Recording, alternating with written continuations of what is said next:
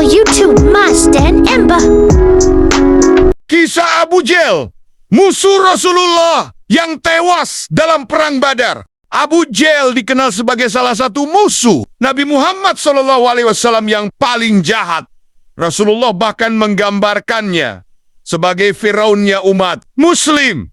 Nama asli Abu Jahl adalah Amr bin Hisham. Namun, ia lebih dikenal dengan sebutan Abu Hakam atau Bapak Kebijaksanaan di kalangan suku Quraisy. Permusuhan dan peperangannya yang tiada henti terhadap Islam membuatnya dijuluki Abu Jahl atau Bapak Kebodohan. Dia adalah anggota klan Bani Makhzum dari suku Quraisy. Abu Jahl adalah seorang musyrik yang gigih dan sangat tidak menyukai Nabi Muhammad.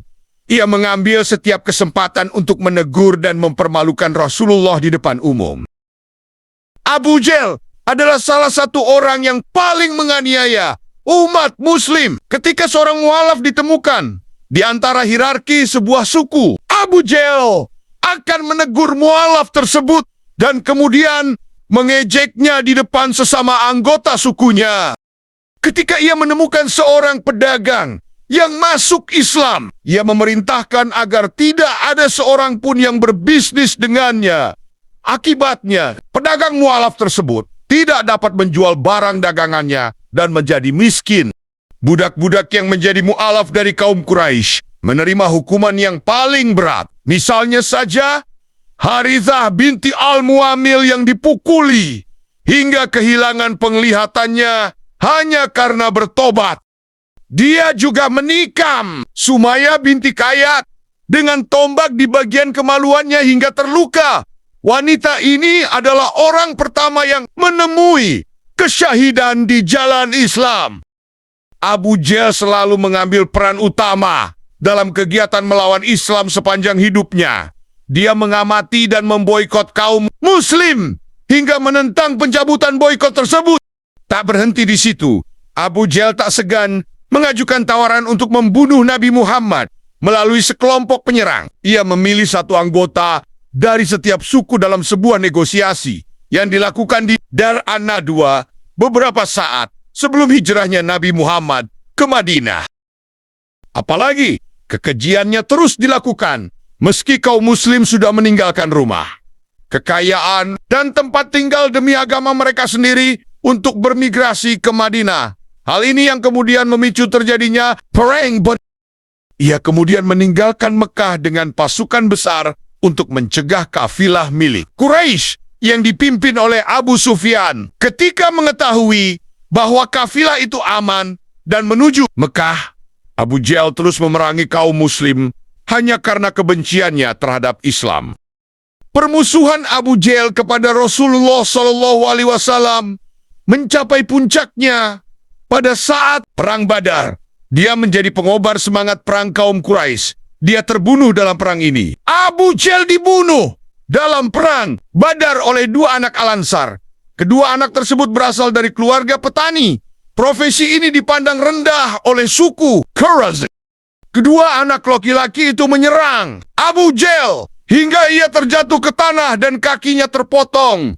Dia tidak dapat bergerak namun masih cukup sadar untuk melihat dan merasakan aibnya.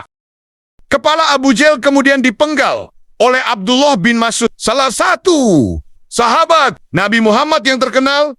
Kepalanya dibawa kepada Nabi Muhammad dan mayatnya dilemparkan ke dalam sumur, tempat mayat-mayat kaum musyrik dilemparkan, yakni di dalam sumur Badar. Bahkan, setelah berada di ambang kematian, Abu Jahl masih dapat menatap Abdullah bin Mas'udi dan berkata, "Beritahukanlah kepada Nabi kalian bahwa saya telah membencinya sepanjang hidup saya, dan bahkan sampai saat ini, api kebencian masih membara di hati saya." Ketika Abdullah bin Mas'ud menyampaikan kata itu kepada Nabi Muhammad, Nabi Muhammad pun menjawab, "Aku adalah yang paling terhormat dan mulia di antara para nabi. Umatku adalah yang terbesar di antara Yumatume yang ada, dan Firaun di antara umatku adalah yang paling keras kepala dan paling kejam di antara Firaun yang lain." Sebelum kematian Abu Jahl di Perang Badar, Abu Jahal adalah orang yang menjadi pengobar semangat bagi kaum Quraisy, dan sebelum berangkat ke perang Badar, terjadi friksi di tubuh pasukan Quraisy. Sebagian pihak melihat urgensi perang itu sudah tidak ada lagi, karena tujuan mereka sebenarnya adalah mengamankan kafilah dagang Abu Sufyan yang saat itu sudah selamat sampai di Mekah. Namun, di pihak lain, Abu Jahal dan pemuka Quraisy yang lain berpendapat bahwa momen tersebut sangat tepat untuk memberi pelajaran kepada kaum Muslim. Mereka tidak tahan lagi karena merasa dianggap remeh oleh kekuatan kaum Muslim yang dulu lemah dan terusir dari mereka. Mereka merasa harga diri mereka telah diinjak oleh Rasulullah Shallallahu Alaihi Wasallam dan para pengikutnya. Melihat perbedaan tersebut, Abu Jahal menggunakan lidahnya yang tajam untuk menyulut semangat juang dan mengobarkan semangat tempur kaum Quraisy. Bahkan, dia tak segan-segan mengucapkan kata-kata sinis kepada Umayyah ibn Khalaf, yang merupakan salah seorang tokoh Quraisy, karena berada di pihak yang tidak ingin berangkat perang.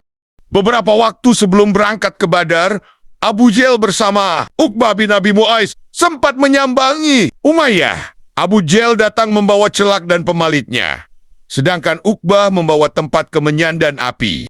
Abu Jahal dan Uqbah tak menoniakan kesempatan itu untuk memantik semangat berperang Umayyah dan membuatnya berbalik arah. Setelah menaruh perapian kemenyan itu di hadapan Umayyah, Uqbah berujar meledek, "Abu Ali, pakailah perapian ini karena engkau perempuan." Sebagai seorang musuh yang terkenal dengan kebenciannya kepada Rasulullah, Abu Jahal menjadi incaran. Saat perang Badar, Abdurrahman ibnu Auf berkata, betapa semangatnya para sahabat berjuang untuk memberi pelajaran kepada musuh Allah, terutama Abu Jahal, musuh Islam paling nyata.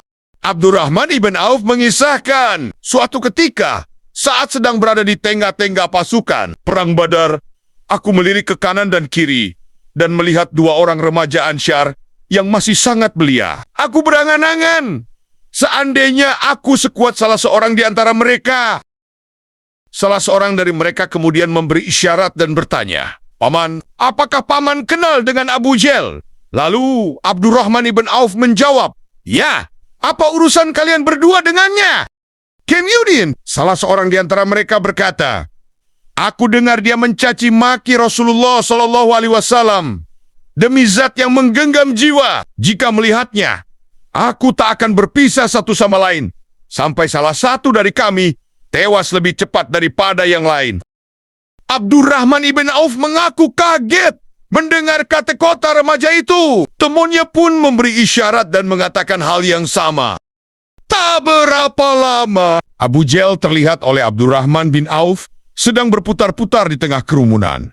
Kemudian, ia berkata kepada kedua remaja itu, "Kalian lihat, itulah orang yang kalian tanyakan tadi. Dalam perang Badar, Abu Jahal baru terjun ke medan perang saat perang telah berkecamuk, dan kedua pasukan sudah soma-sima menyerbu. Namun, kedua remaja yang dikisahkan Abdurrahman tersebut berhasil membunuh Abu Jahal. Usai melaksanakan tugas mulia itu, mereka melapor kepada Rasulullah "Siapa dari kalian berdua yang membunuhnya?" Tanya Rasulullah Shallallahu Alaihi Wasallam. "Saya." Masing-masing mengaku sebagai pembunuh Abu Jahal. "Apakah kalian sudah menghapus sisa darahnya dari pedang kalian?" Tanya Rasulullah. "Belum," jawab mereka. Setelah melihat kedua pedang mereka, Rasulullah Shallallahu Alaihi Wasallam bersabda, "Ya, kalian berdualah yang telah membunuhnya." Dalam riwayat lain, disebutkan bahwa ayah dari Mu'adz ibn Amr, Amr ibn Jamuh al-Ansari, berhasil membunuh Abu Jahal. Oleh karena itu, Rasulullah Shallallahu Alaihi Wasallam menyerahkan harta rampasan dari Abu Jahal kepada Amr ibn Jamuh. Sebagai akibat dari permusuhannya kepada Rasulullah Shallallahu Alaihi Wasallam, Abu Jahal mendapat azab yang setimpal dari Allah Subhanahu Wa Taala. Salah satu bentuk azab tersebut adalah kepalanya dipukuli oleh malaikat hingga dia terperosok ke dalam tanah. Penderitaannya itu dialaminya terus-menerus hingga hari kiamat tiba. Itulah kisah Abu Jahl, musuh Rasulullah Shallallahu Alaihi Wasallam yang tewas dalam perang Badar. Terima kasih sudah menonton. Semoga video ini bermanfaat. Subscribe, like, share, dan komen.